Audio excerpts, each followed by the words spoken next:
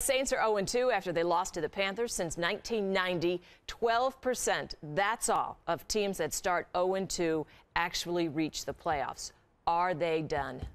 I believe they are. Now, and here's why. I have had that experience to be 0-2. We got beat 51-0 opening day, okay? We followed that up and got beat 41-10 week 2, okay? So we knew we were bad. And everybody said we were bad. We were the jokes of the National Football League. Everybody would write about it. We sat in that meeting on Tuesday, and Chuck Noll walked in the door. We were embarrassed. I remember as a player feeling embarrassed, going, where are we going?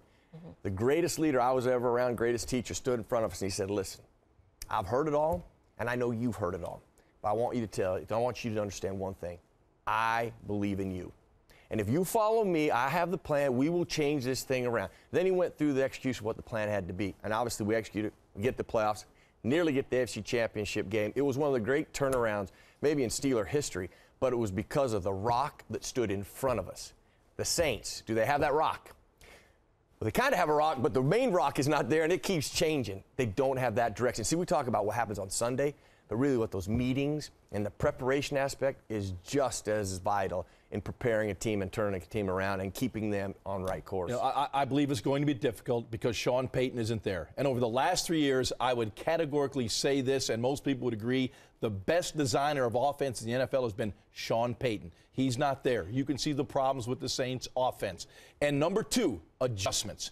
You know, during my playing days, I had a coach named Sid Gilman, Hall of Famer. And when we came in at halftime, I knew the proper adjustments are going to be made.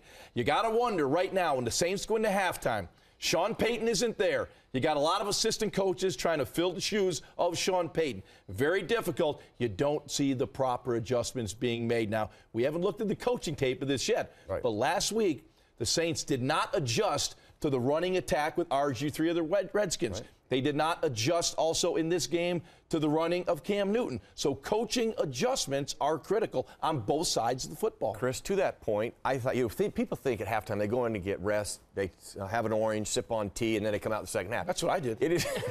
See, the quarterback, I told you it's not that difficult. However, the quarterbacks are doing that, okay? Everybody else has the big chalkboard, and you got coaches sitting there talking to you about changes that have to take place. We had a coach, Dick Hoke, who was there some 30 years or 40 years as a player. He was brilliant. At halftime, I mean, we'd be in disarray. He'd walk in. Boy, he would put on the board what we're going to do, change we're going to make, and redirect us immediately. Halftime is vital. Coaches like that are critical, and without them, they're going to be in trouble.